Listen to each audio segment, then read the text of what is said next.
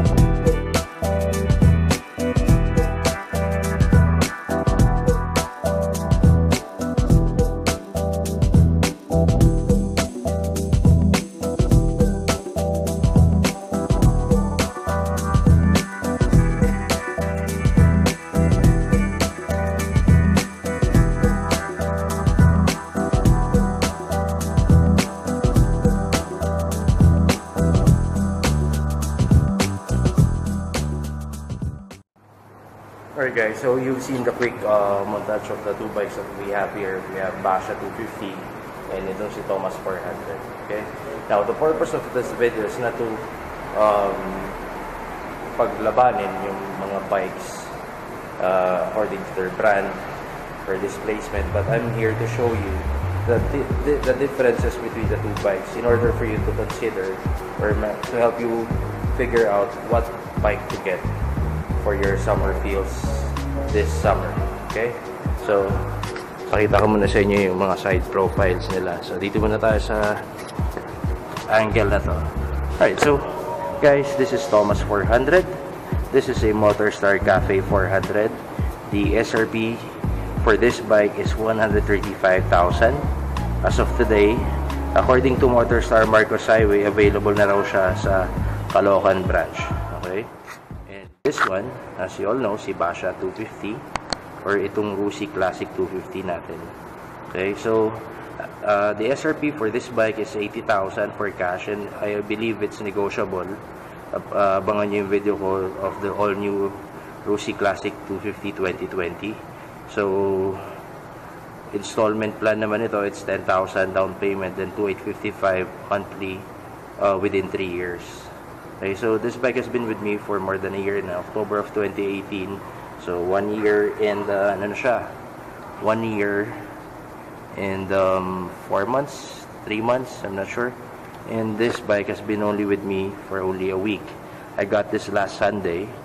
So medyo foreign pa sa akin, pero 1 week ko siyang ginagamit, so far okay naman siya. Alright? So isa-isay natin yung mga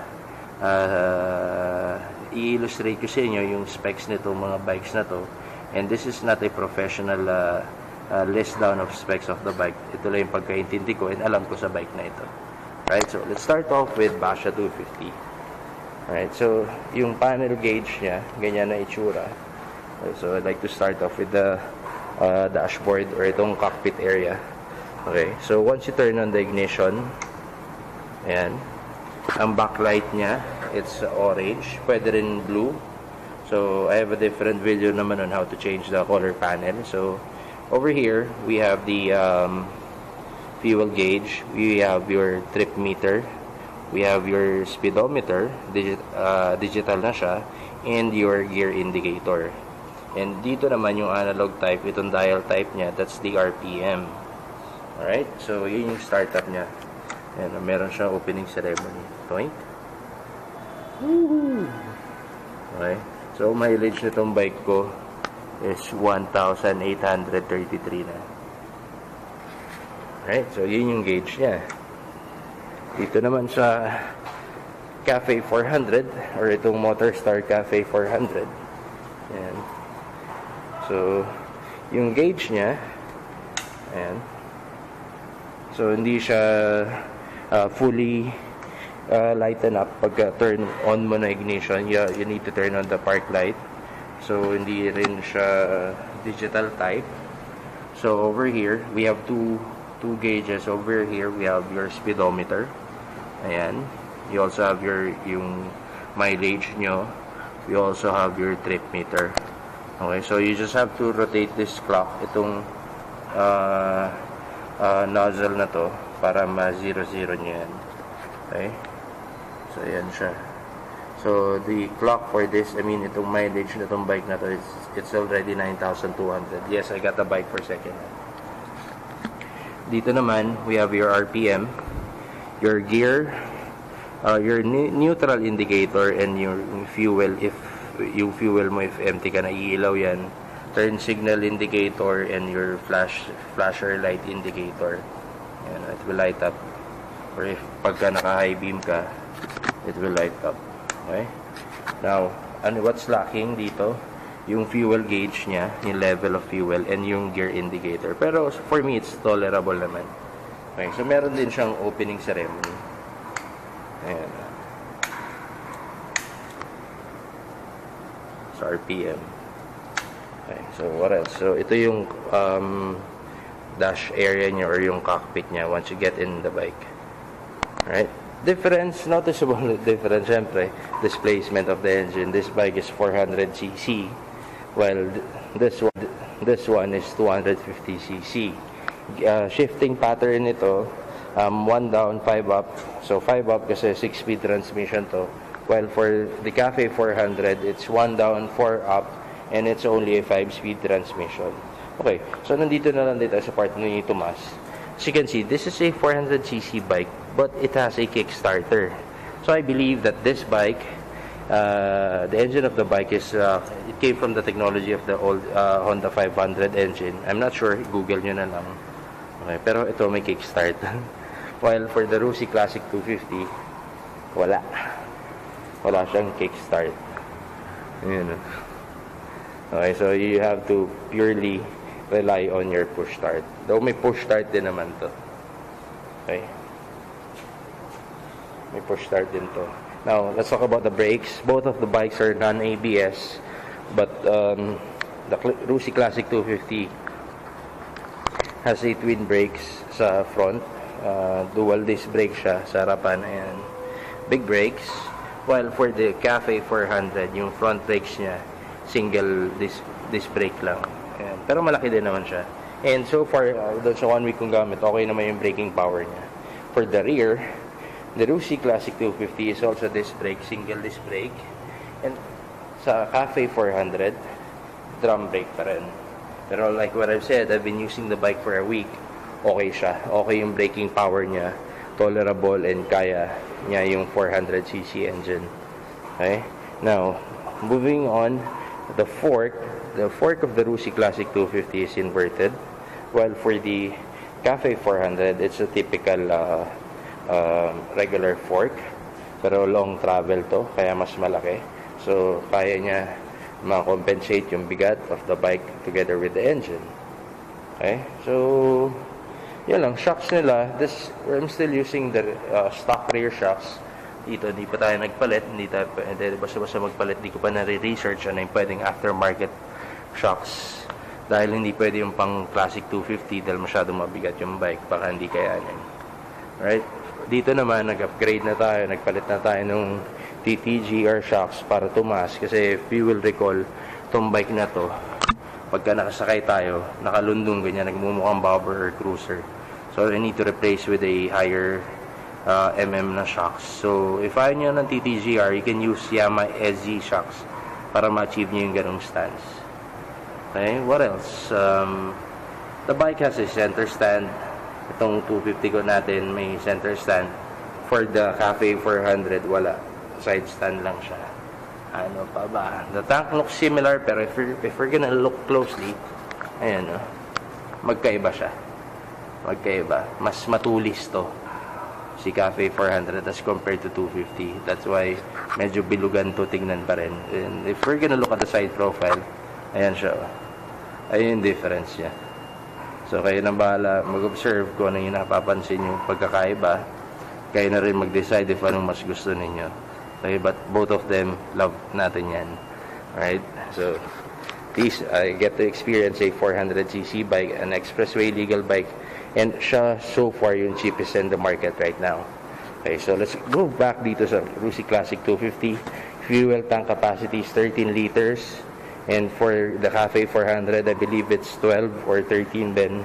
Hindi ko pa rin na-check. Pero yun. Headlight. Both of them are using crystal type headlight. Ayan, yung clear. Walang diffuser. Clear lang siya. Plastic. I don't know. Okay, pero the Rusi Classic 250 has a smaller headlight. So, for me, mas trip ko to. Ito masyado tayo nalalakihan. Pero okay lang naman. Terno pa rin naman sa bike. Wala pa tayo naisip na aftermarket headlight para dito. Alright, so I believe this is 5.5 and this is 7 inches. What else? Compartment, wala silang, ito lang. Si Cafe 400, walang compartment. Ito, meron extra small compartment dito yan. So, gagamitin niya lang yung susi nyo. Yan, lagayan ng tools. Si Cafe 400, wala, nakaipit lang siya sa tabi ng battery, parang sa mga keyway. Okay, so since rear disc brake din yung likod, may canister siya dito. Okay. Ano pa ba? Sa engine, the Rusi Classic 250 has an oil cooler. As for the for the Cafe 400, air cool lang siya. Ito oil cooler and air cooled na. Okay. So, pareha silang single cylinder 4-stroke engine. Pero ito, because of the high torque, kaya kailangan niya magdalawang exhaust palabas ng makina sa block. Okay? And this bike has a bigger crankcase, syempre. 400 and 250. Now, the oil capacity for the 250cc bike, it's 1.3 liters. As for the Cafe 400, it's 2.2 liters. So, medyo consider niyo rin yan yung change oil ninyo. Medyo magdadagdag kayo ng another liter sa budgeting nyo as compared sa budgeting nyo sa RC250. Okay? So, yun lang naman yung mga pwedeng nating mai-consider dito. Yung main physical attributes niya. But anyway, this bike has a helmet lock. So, pwede nyo sabitan ng helmet yan. Okay? So, moving forward, let's talk about the upgrades or ano yung mga custom ano yung mga custom requirement or ano yung mga possible custom work sa mga bikes natin ito. As you can see, simulan ko muna dito kay Tomas. As you can see, I'm using a Rusi Classic 250 taillight because para sa akin nga, sabi ko ito yung pinakamagandang taillight. Tignan nyo. Ayan. Brake light. Boom.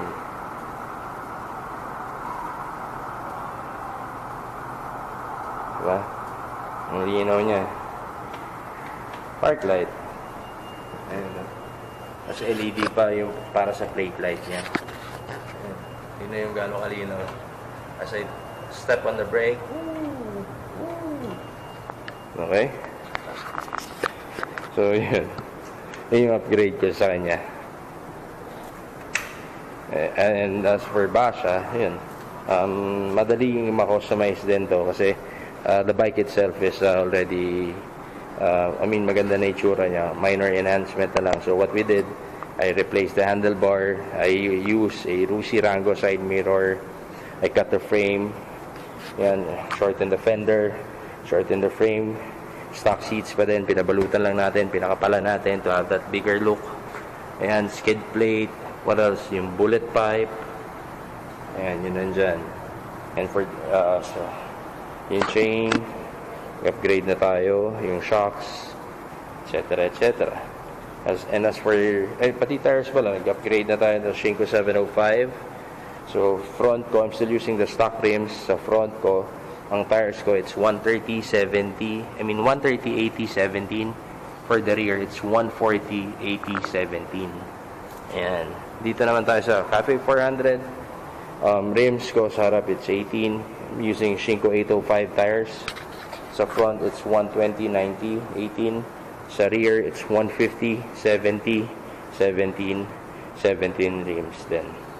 Okay, so magtatanong, bakit mas malaki harap? Wala lang. Naalala niyo yung setup ni Benny, yung keyway natin. So, para magkaroon siya ng ganyang stance. Ayan na. Mas malaki. Pero pantay pa rin siya tignan. Okay? So, upgrades. Possible upgrades yun nga. Bullet pipe din.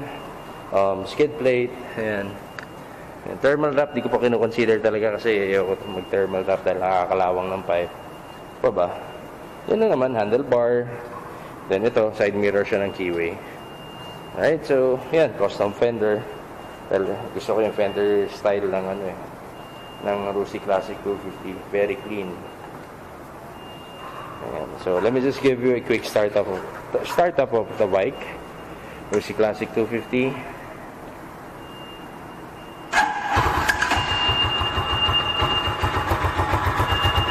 Yan ang startup niya.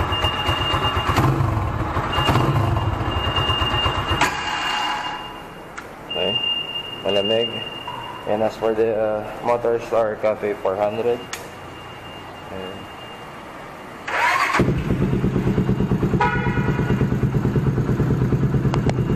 ayan siya.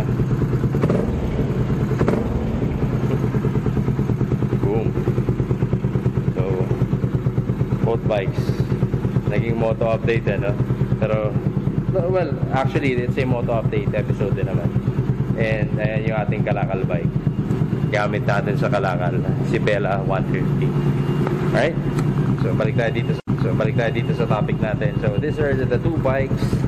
Now, if you're gonna ask me ano mas pipiliin ko, well, syempre, sa ngayon ito pipiliin ko because of the displacement. I love the power. I love the driving experience. So panoorin yung mga videos ko about Tomas. I love the driving, definitely. The driving experience of this bike. And imagine mo, for just 135,000, you get to use an expressway legal bike. Ayan. So ito, custom fender, custom seats na din.